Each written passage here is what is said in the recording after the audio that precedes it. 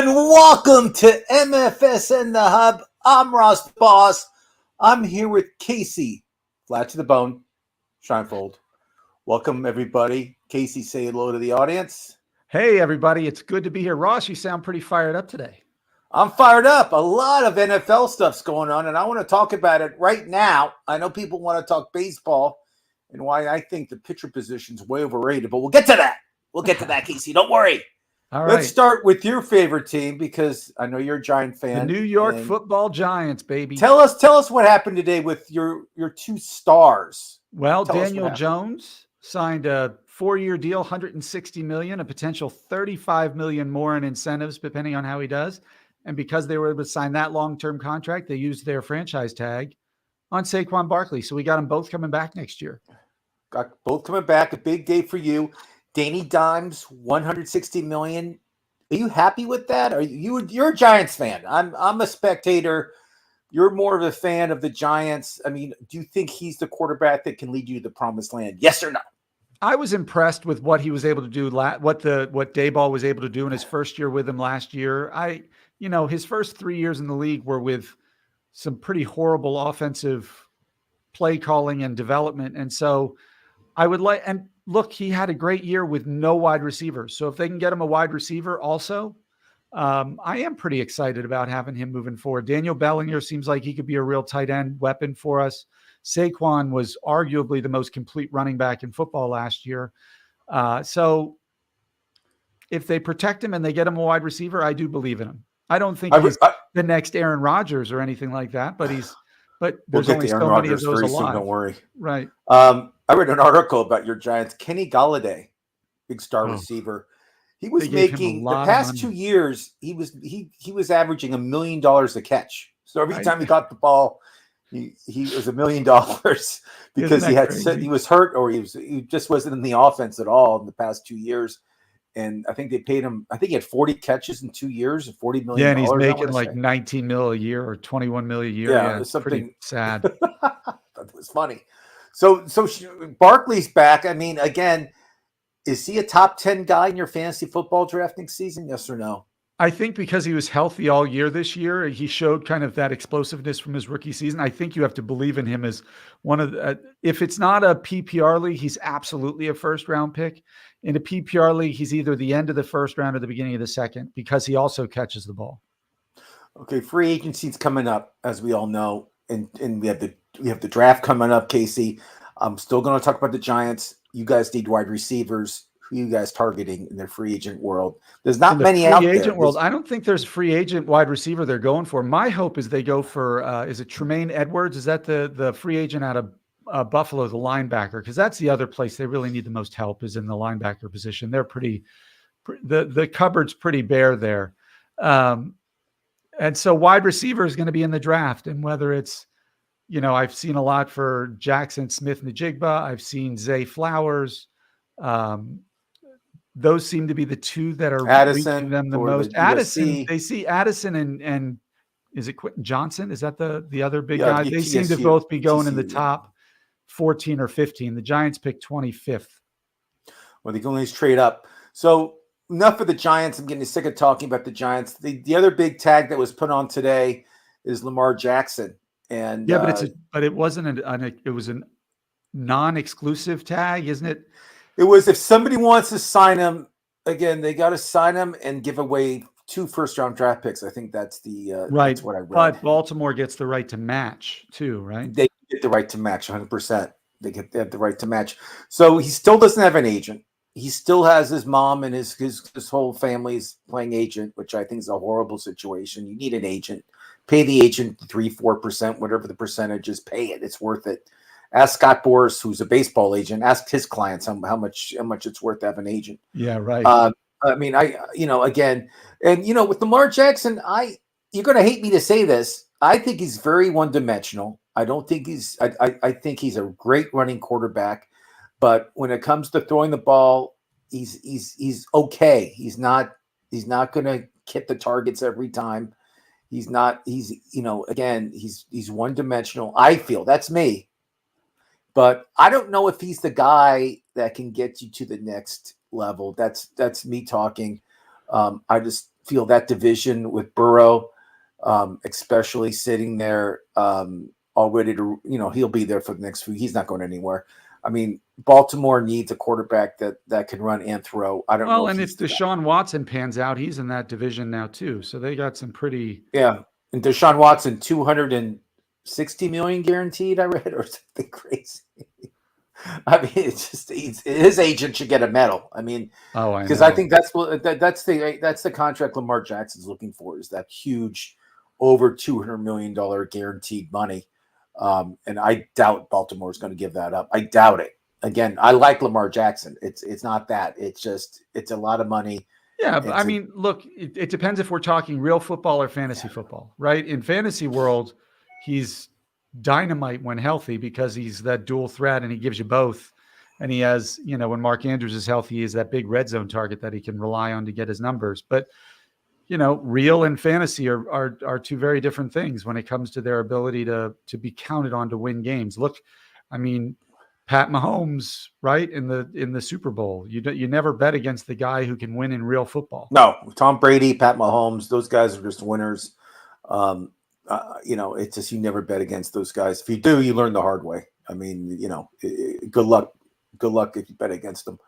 So Tony Pollard was stamped to franchise tag in Dallas. Do you think we have a question before we get into Tony Pollard? Albert Mariquin, welcome back, man. We haven't heard from you in a while. Do you think Aaron Rodgers ends up on the Jets, Ross?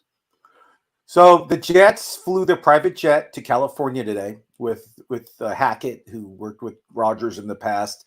The owner Smith. Everyone went to California to meet with Aaron Rodgers to talk him into going to the Jets. So I think the Jets have a very good possibility of signing him. I'm tired of Aaron Rodgers. I hate hearing him talk. I hate talking about him. I used to like him. I can't stand him. I will be a big Jordan Love fan when he plays for the Green Bay Packers. I just can't stand Aaron Rodgers. I think he's cocky. I just can't hear him talk. He drives me nuts now. I just hate it. But in a fantasy football perspective, he'll go to New York. They have some pretty good receivers. He should be, if he goes to New York, the Jets are going to be a good team. I mean, he's still 40 years old, but I still think he can fling the ball around. But I just can't stand Aaron Rodgers. Kasey. So let me ask you this question. If financially it could be worked out, if you're the San Francisco 49ers, would you give up Trey Lance for 2 years of Aaron Rodgers? I don't think Trey Lance is proven. I mean, he's not proven well enough to be my starting quarterback on my team. He's got hurt. He started a few games here and there. In college, he played a very few selected games in college. He didn't play that much in college. In his college, I think North Dakota State or something. But I know. I mean, Trey Lance is he's like a bottom. He's not a guy that I would count on. But could you imagine Aaron Rodgers in San Francisco's offense? First of all, the first thing is financial. First of all, financial, they can't afford his salary. Yeah, that's what I said. If the finances could work. I mean, there's no way he's going to play for $1 million like Garofalo did last season. There's no way.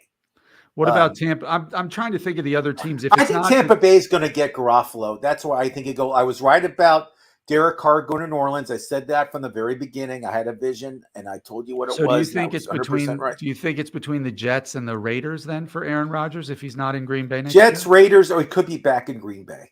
Yeah. He could easily go back to Green Bay. I think he's comfortable there. I think he likes Green Bay. He likes the small Christian market. Watson developed enough for him to feel like he's got a wide receiver there. Oh yeah, that guy, Dylan and Aaron Jones. Case before that guy got hurt, Christian Watson is a total stud. Fast, great hands. He's not a rookie anymore. I mean, he's somebody top 10 wide receiver next season. You heard it from me first, Ross Boss. I love Christian Watson. If I can get him in the third or fourth round in fantasy football, I will draft him immediately. If Aaron Rodgers is the quarterback, if Jordan Love's the quarterback, we'll talk a little later. I mean, I root for Jordan Love, though. I like him. I feel bad that he's been sitting the bench for so many years, but that's what you get when you get drafted by Green Bay, knowing that your starter's Aaron Rodgers. But yes, I think the Jets have a great chance. We'll find out more in the next couple of days. They're talking to him. I mean, they're probably there right now. They took that private jet with the big jets on it, and they're in California talking to him. So the answer to the question is, I think the Jets have the best chance of signing him. If they don't sign him, Kasey, it's a huge donut for the New York Jets organization. I mean, whoever the GM and everybody else should just be ashamed of themselves if they're putting so much thought and effort into getting this guy. I think Aaron Rodgers will be insufferable if he gets the New York media market. Well, he answers like a robot. He'll have fun with it. He loves the attention. He wanted to be the host of Jeopardy. He loves being the center of attention. He does that podcast every week where I can't stand listening to him talk. It just drives me nuts. But I know people like him. Good for them. But I just hate talking about Aaron Rodgers. I'm changing the subject. The one position with this franchise tag is really bad because with the franchise tag, let me just explain to the audience what it is. They take the 5 top highest paid players in their position, they average it, and that's what their salary is going to be. Okay. Yeah. So in the tight end position, a lot of tight ends don't get paid what wide receivers get paid. Evan Ingram was tagged with the franchise tag in Jacksonville. So he gets the average salary of the tight end. There's good tight ends. There's Kelce. There's some good guys that are making good money. I'm not biased. But Ingram should be paid as a wide receiver, not as a tight end. I mean, he reminds me of Marquez Colston from the Saints from many years ago when he was super, but they called him a tight end, but he was always split out from the line, almost in the slot. Similar kind of player, similar kind of production. I mean, that just me nuts. So if I was Ingram, I'd be mad just because he's getting paid as a tight end, which he should be paid as a wide receiver. So there are some flaws in this whole franchise tag thing, but in a financial way for Jacksonville, they did the right move. I mean, they got him at a bargain price, and he had an unbelievable second half of the season. I don't remember, but this guy was catching 5, 6, 7 passes a game. He was on fire, and he was the favorite receiver of Trevor Lawrence. So yes, on that's when it works. We talked about Tony Pollard being the franchise tag. I think I don't think Elliott's going to. Do you think Zeke Elliott's going to be a Cowboy next season? Yes or no? No. I agree with you. I think they'll waive him. I think they'll get that guy for University of Texas. What's Robinson? Is that who? Bijan Robinson. Robinson. I think they'll draft him in the first round. University of Texas product. I think that makes total sense. And I think the Cowboys will get rid of Zeke just because he's old, and he makes a lot of money. And he'll probably go to a franchise like the Houston Texans or somebody like that needs some leadership, that needs some veteran help there. But I think Zeke's going to be gone. But, the combines, the big story in the combines is the quarterback for Florida, Richardson. 6'4". Oh my gosh! Yeah, that was crazy. 6'4", 4'4", 40. He throws the ball like a mile. I mean, the guy has a 42-inch vertical leap or whatever it was. Yeah, I mean, his vertical leap's better than Dr. Dan Ratner's. I mean, I can tell you that right now. I don't care what Ratner says about playing basketball, but this guy is a real athlete, and he moved up in the draft. I mean, people are saying he could be a top 10 pick now. Some are arguing he should go 1, but I would remind them. No, it's going to be. I know. I would remind them of who is from the University of Alabama. Who is the kid out of LSU so many years ago? The drafted number 1. I'm blanking on his name. He was a complete bust. I think it was by the Raiders. Oh, not Vince Young, another big bust. He was University of Texas. The LSU Marcus Russell. Jamarcus Russell. He was one of the biggest busts in NFL history, Kasey Shienvold. I don't know if you know that. There's Ryan Leaf, Marcus Russell. They're on the list. So, yes, I feel this combine thing does work for certain athletes. The defensive end Carter for Georgia got in big trouble. Big trouble. Yeah. Now they're misdemeanors. So, I mean, he was going to be drafted very high. Now he still will be. We'll see how the court case plays out. He still will be. He's the best athlete, I think, coming out of the draft. This guy's a stud. Although their linebacker, Georgia's linebacker ran like a 440 also, which is kind of Yeah. crazy. All right, let's move on to baseball. Let's move on to Kasey Shienvold's favorite Come on, sport. we've done enough with this. You Major wanted League the title. You wanted the Baseball. title of the show to be about baseball. Let's talk baseball. Okay, we're 15 minutes in. I wanted to talk 15 minutes about football. Is that okay? Well, you got 15 minutes. Okay, it's 15 on the dot. Jeez, God. So let's talk baseball, Kasey. Have you been watching any preseason, or are you too busy? I don't watch, but I kind of check everything every night to see what's happened that day and kind of keep up on who the hot names are. Although I don't put a lot of stock in the first 2 weeks of spring training because pitchers are just kind of out there working on fastballs and changeups. I think these guys can hit those pretty quick. If they keep a torrid pace for the final 2 to 3 weeks of spring training, then I start to really pay attention. The young stud third baseman, now they're transferring to outfield for the St. Louis Cardinals. Walker, 9 for 21 with 3 home runs. I mean, he is hopefully going to make the team. And if you're drafting in fantasy in the next couple of weeks, which we are, he should be on your radar. I mean, this guy is he's like 6'7", 6'9". I mean, he's a huge kid. Although he's 20 years old. To speak to the true nature of the sensationalism of these things, they're now comparing him to Albert Pujols already. And it's like, come on. Okay. Guys. Okay. Just because I don't know who they are. I don't know who they are, but I like to talk today about comparing him to Albert Pujols. Like then his rookie year. Like it's just. No, Albert Pujols is a Hall of Famer, 100 RBIs for how many years in a row? I mean, you can't compare him to Albert Pujols. What are they thinking? But I mean, that's the type of stuff you got to look at during fantasy baseball. If you're drafting, are those players that are young like that are having good springs who are going to make the club? Because a lot of these guys, if they don't perform in spring training, they're not going to be on the team. I'll tell you that right now. But there's guys like that they're going to say they're going to have to put them on the roster. They're going to have to. You can't put them in the minors.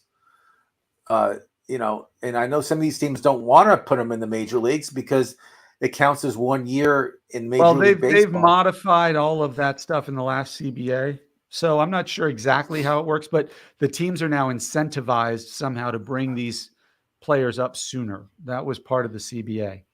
Okay, I have big news in our MFSN league. Oh, what's that? As commissioner, I made a change just to mess with you and Dan because I know how much you guys don't like change, and I like making changes. I added, so you got to start 2 catchers. All right. So the catcher position, we talked about this. It's such a throwaway position in now I have to baseball. Draft a catcher with my first overall pick. I mean, it's like 9%. I was reading graphs and studying this stuff. Like 9% of your point totals come from the catcher position. It's a very small, minute thing. But again, if it's a 2-catcher league, that's why I want to say this. People play 2-catcher leagues. So if you do have 2-catcher leagues, you do got to draft like, Sal Perez or a guy like JT Realto, somebody that's in the top tier. Because you want to have that advantage against your other players. You know what I mean? Like Will Smith. But there are some young, hot studs coming up in the catcher position this year, which I'm excited about. So here you go. Ross, I know I only talked to you about this like 30 minutes ago. I don't even know if you saw it. But I made some bold predictions for fantasy baseball this year. Go ahead, and I'll do some bold predictions too. So I have 6 of them. I'll start with my first one, which is okay. Ronald Acuna becomes the first 40-40 player since Alfonso Soriano in 2006. 5th person ever to do it. The question is, can you name the other 4? The other 4? Eric Davis was one of them, wasn't he? Nope. Soriano, obviously, I mentioned him. A-Rod. Yep. Jose Canseco and Barry Bonds. I knew Bonds was. I knew Canseco was. So I think Acuna stays healthy this year. That's a bold prediction. 40-40. I say Ohtani will not be an Angel uniform in August. I say he gets traded. Wow. That would be bold. Where does he get traded? I take the next step. Where does he go? Because he can go National League now. Well, the thing is, he'll go to a team that's in playoff contention. I don't know. I mean, I would say it's probably a team that's in playoff contention that had, that's looking for a good pitcher, a great pitcher, and a great outfielder. I mean, I don't know. I mean, if the Yankees are in contention, I predict the Dodgers if it happens. He's going to stay in LA. You like that? Okay. Well, so you think he might be traded too? I like that. Well, if he gets traded, do you think he'll go to the Dodgers? I don't know. I mean, I'm just saying he won't be in an Angel uniform. The Angels are going to. I also think Mike Trout is going to. He might be traded also. He's 30 years old. That would be pretty significant. All right, number 2. You're going to disagree with this one, but I'm going to say it anyway. Giancarlo Stanton hits more home runs than Aaron Judge. He ends up with 48 on the season, and Judge hits 45, we'll say. I think Judge can hit like 35 home runs. I don't know if he's going to do the same thing he did last year. I mean, if he does, in Yankee Stadium, if he does, with your eyes closed. He's for sure the number 1 pick this year. I mean, that's why people are saying Judge is the number 1 guy. If he has the same season he had last year, yes, he's the number 1 pick in fantasy baseball. But the odds of it, I mean, it's a very hard feat to hit 60 home runs 2 years in a row. I mean, I know, but I think Stanton hits 48 and Judge hits less. The thing about Stanton is this: he has to stay healthy. I mean, he's older. He's been hurt the past 2 years or 3 years. He's been hurt every season. He goes on the IR for 2 or 3 weeks every year. And it's frustrating being an owner of his every year. And I will not draft him anymore because he just gets hurt too much. That's my thing with Stanton. And he strikes out a lot, Kasey. He strikes out a ton. All right. So do you have another bold prediction? My other bold prediction is I feel Cedric Mullins will lead the American League in stolen bases. He'll have at least 45 stolen bases. Cedric will, and he'll be a 30-40 guy. Obviously, if I'm saying, I don't think he'll have 40 home runs, but I think he'll have 30 home runs. And I think if you're drafting for fantasy, I think you should for sure have him in your top 30 picks. That's me talking Ross the Boss. Wow. All right. That is bold because I mean, Cedric Mullins. You want a bold prediction. You want a bold prediction. So there you go. I'm not disagreeing. I'm saying that's great. I even gave you a number. I even gave you a number of 45 stolen bases will lead the American League. I even told 48 home runs. So, but I'm going to go even one step beyond Stanton. Stanton does not hit the most home runs in New York this season. And I've already said he's out hitting Judge. Pete Alonso hits over 50 home runs, drives in 130, and wins the NL MVP. That's not let me stop. Stop. What? Every season he has over 40 home runs, this guy. I mean, it's not a bold prediction. 51-30 and the NL MVP is not a bold prediction. Okay, so you think it will win NL MVP. Okay. Yes. Okay, that's okay. I have to admit, that's a bold prediction, yes. Are you ready for my bold prediction? Yeah, I want to hear it. Everybody's talking about Gunnar is going to be the Rookie of the Year. This guy is going to be Rookie of the Year, and he's not going to be Rookie of the Year. But his teammate, Grayson Rodriguez, is going to be the Rookie of the Year in Baltimore. This guy, I don't know if you've seen him throw, Case. He's built he's gigantic. Like he's bigger than Dan Ratner. Like Clemens.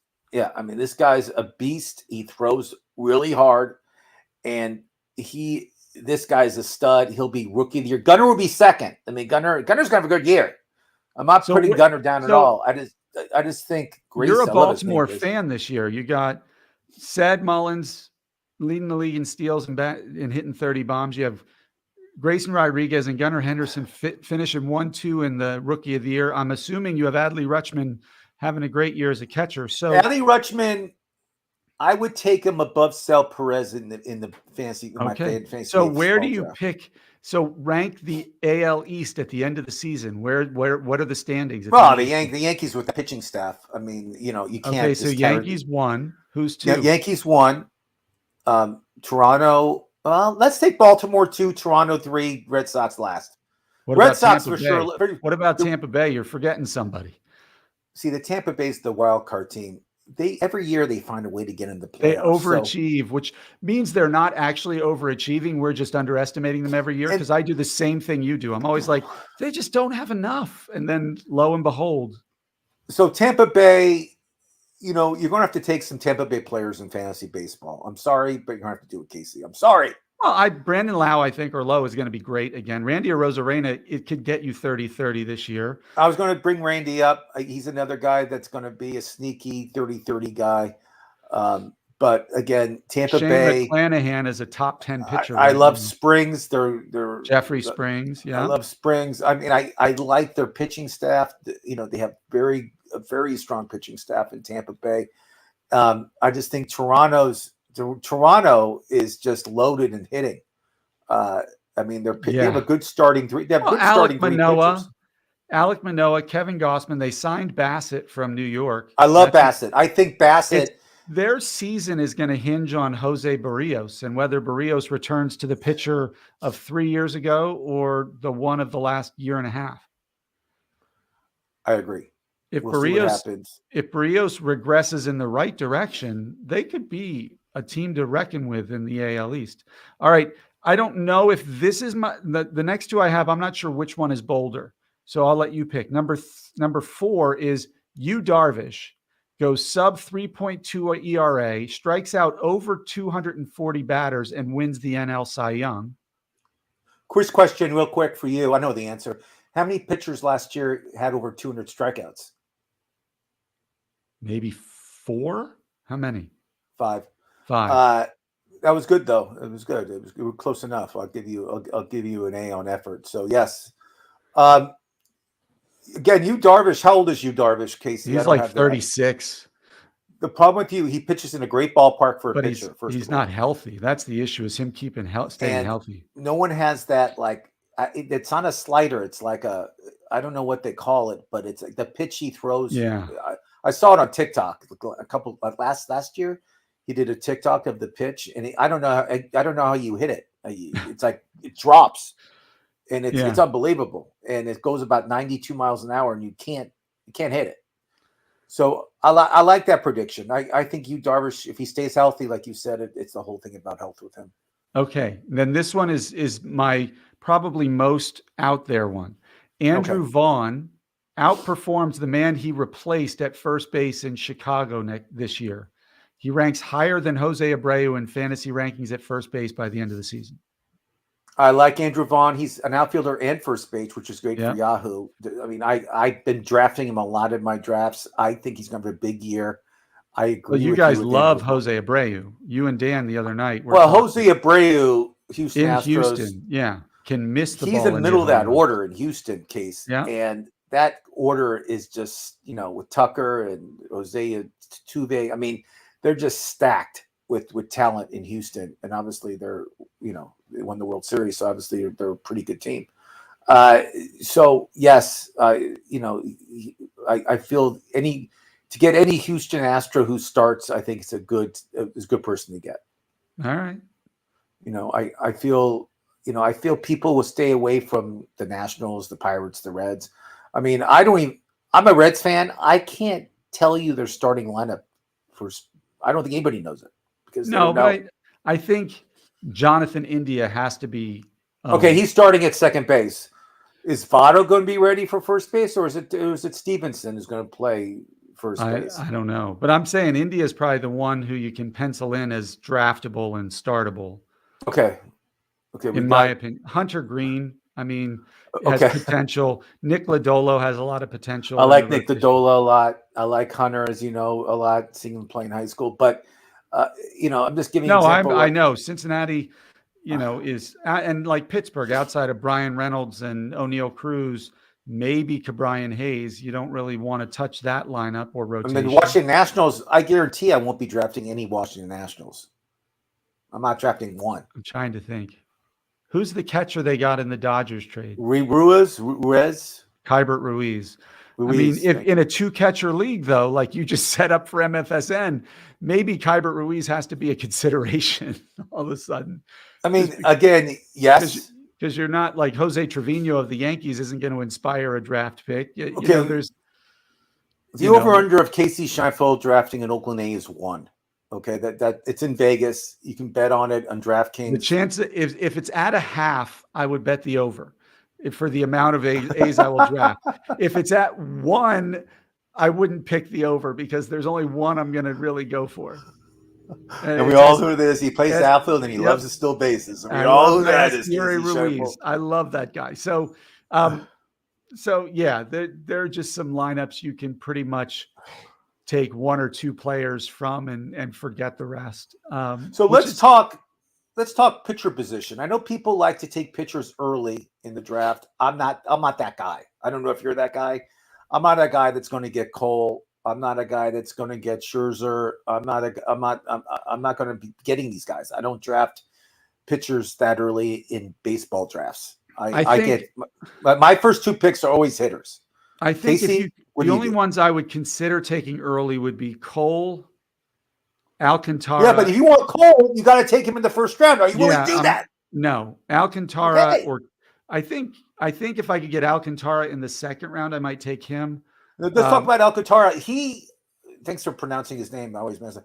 So Sandy Alcantara, Miami Marlins. Miami Marlins. I always say Florida Marlins. So Miami Marlins, Cy Young winner, ERA under 3 last year. I think he had over 200 strikeouts. I mean, this guy is the real deal, and he plays on a bad team, which means he'll probably get a lot of innings just because. And it's a pitcher's park. It's a pitcher's park. He'll probably pitch a lot of innings because their setup guy isn't that great, and their closer is I don't even know what it is anymore. But because every All-Star break they get rid of all their relievers, so it's a whole batch of new guys. Next week is when I finally start even considering looking at relievers for my rankings. Love it. I want to know how the spring's going a little bit. So my question: who else? So those are your top 2 guys. Then Cole, Burns, and Alcantara are my top 3. But Corbin Burns and Garrett Cole. I mean, Corbin Burns gave up, I think it was 8 home runs in 2021, and then gave up like 22 home runs last year. And he doesn't pitch in a pitcher's park in Milwaukee, obviously. And Garrett Cole, as a Yankees fan and somebody who watched a lot of Yankees games last year, the guy strikes out a ton, but he is prone to the home run because he likes to pitch up in the zone. And so I agree with you. I don't think the pitcher position is overrated, but I don't. Okay, it's a question for you, Kasey Shienvold. Yeah. You might know the answer. I think I've asked you this before, but if you do, just tell the audience. In the past 3 years, what pitcher has the most wins? The win category, I think we should get rid of in fantasy baseball. That's me talking. I just think it's a waste. 3 years. Who has the most wins? Wins in the past 3. Oh, you don't know it. I love it. Is it Julio Urias? Because he's won Julio Urias. He's our poster guy. Yes, that's right. I put him on the post. I just know he won like 18 and 17 the last 2 years. He has 39 wins in the past 3 years. It's an average of 13 wins a season. Okay, I did the math. And that all being said, I mean, it's like it's not many. I mean, it's like you can go out and draft somebody in the 18th round that's going to have 35 wins in 3 years. You know what I mean? It's like it's not that much. Well, that's why I agree with you that wins shouldn't count in fantasy, because wins aren't necessarily you agree. So of how good the pitcher is. How would you like it if I took off the win category in our fantasy league? I would change it to quality starts. Get rid of wins and make it quality starts, because that is a better indication of how well the pitcher pitched. Like Jacob deGrom, what was that, 4 years ago, had like a 1-point-something ERA and a losing record.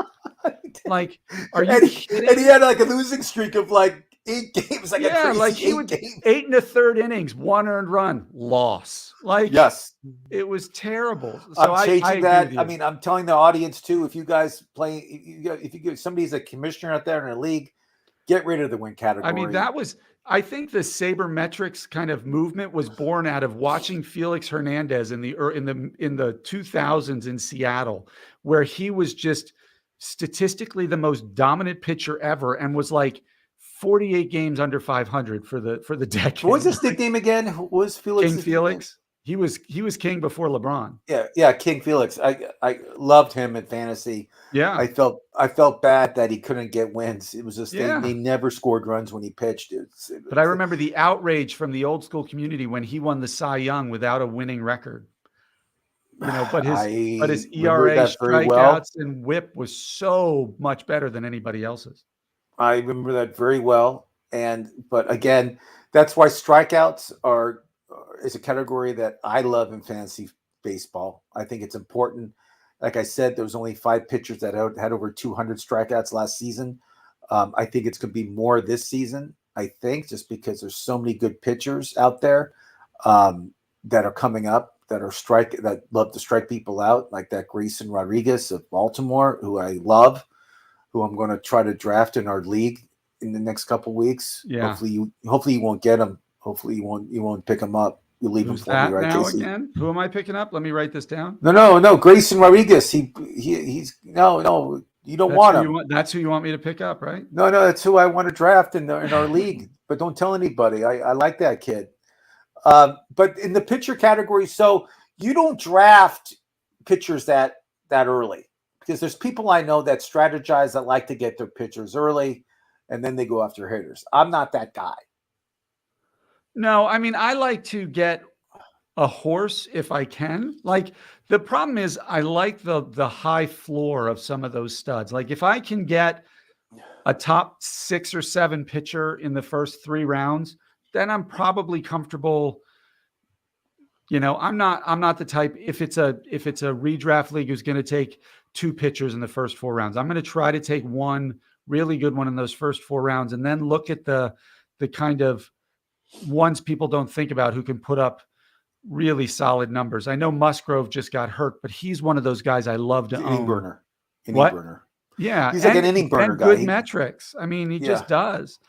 So tell me your top 3 guys that you want to draft that are not first round, second round, even third round picks, like middle of the round type guys that you feel are going to have good years, that you feel comfortable, to have on your team. I think somebody like Zach Gallen. Gallen, Arizona ace. I like Zach Gallen also. This guy throws heat. The only reason I'm afraid of Zach Gallen is he plays for a bad team, and most leagues have that win category, and he's going to be limited on wins because his bullpen will come in and they'll blow games for him. They will happen. I like Logan Gilbert and Alek Manoah. Logan Gilbert in Seattle, Alek Manoah in Logan Gilbert. I think he was Toronto. rookie last year. I saw him pitch his first game on TV. He was great. I love this kid. And they also have another kid there, George Kirby in Seattle, who's a good one. Those are the kinds of players I tend to then try to build a base around. So let me ask a question. We'll get out of here soon. We're almost done. So Jack Flattery, who actually went to Harvard Westlake with Max Fried and also Lucas Giolito, all pitched on the same high school team all together. Can you imagine facing these guys? I mean, I watched them play in high school. It's right down the street from my house. Yeah. But Jack is coming off an injury. Wasn't it 2 straight years where he's just been 2 straight? But he's in spring training. He's gonna start pitching next week. They say all his pitchers look great. They want him to be the ace of that team. I mean, that's what they want. I mean, he's been being drafted very low. He's a free agent in a lot of leagues right now. Yeah, he's a value pick when we talk about those values. Value pick, but is that somebody that you would draft on your team, or would you just stay away from guys coming off injury? That's why I'm asking the question. A pitcher coming off a shoulder injury is a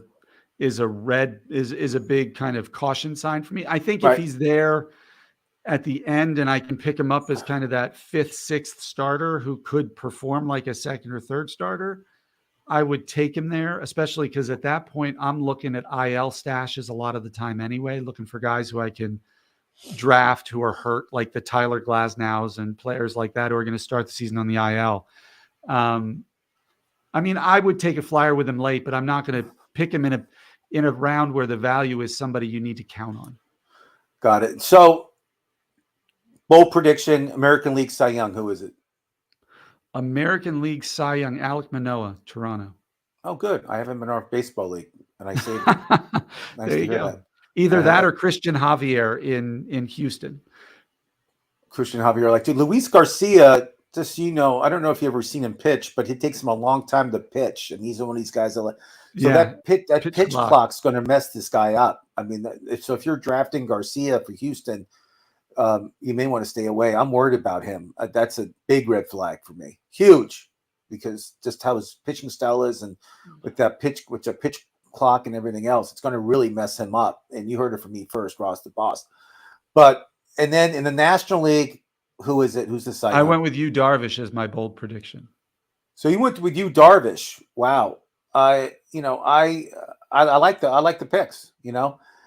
Before we go, you talked about 30-30, 22, 30-30 guy. Do you think the rookie for Arizona, Carroll, will be a 2020 guy this year? Yes or no? That's my bold prediction. I think he'll be a 2020 guy. I think I agree with that. I actually think he'll have more than 30 steals. So he could be like close to 20-40 by the time all is said and done. He's one of the I have him. He's another guy that I have high up there just because. And Arizona's such a good hitter's park. He could find 20 home runs pretty easy. And they have all these like young studs, like Christian Walker. Well, they have a lot of speed on that team. You got Rojas and Kettle Marte and Corbin Carroll. And I mean, who's it? Alec? Who's the other outfielder that was a higher prospect coming McCarthy? Alec Thomas, maybe? Alec Thomas. I get Thomas confused with the Thomas that plays for the Nationals, but they have this McCarthy kid who's really good. Yeah. They could surprise some Martel. people. They'll be a tough out. I don't think they're going to compete this year, but they'll be tough in some of their games. But what? I think my other bold prediction, Cal Raleigh, one of your favorites, the catcher in Seattle, is going to finish as the number 2 fantasy catcher after hitting 37 home runs this year. Love it. I like Cal Raleigh. We talked about him all the time on waiver wire last season.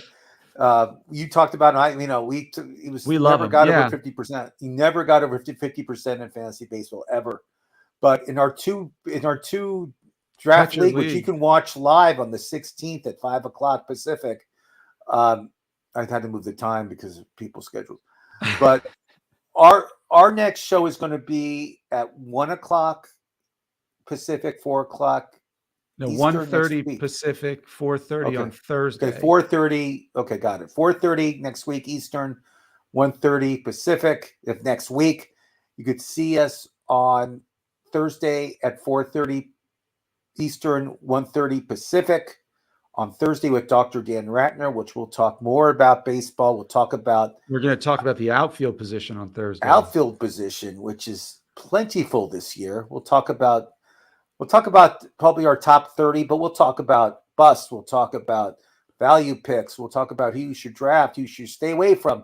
We'll talk about everything in the outfield position, which I'm excited for. And we all know who the number 1 outfielder is in Aaron Ronald Judge, Acuna. Right, Robert Acuna. I hope you're right. I like Acuna. I haven't been in some other leagues. I love the guy. I'm just worried. He just didn't have any power last year. I hope he can hit power this year. We'll see what happens. I don't know. Because last year was disappointing. I do like Michael Harris. We'll talk about that too. Yeah. I like him a lot. Top 10. I think he's a 30-30 guy. So we'll see everybody next week. I'm Ross the Boss. This is Vlad to the Bone. Kasey Shienvold. We'll see everybody next week. Thanks for watching. I'm out of here.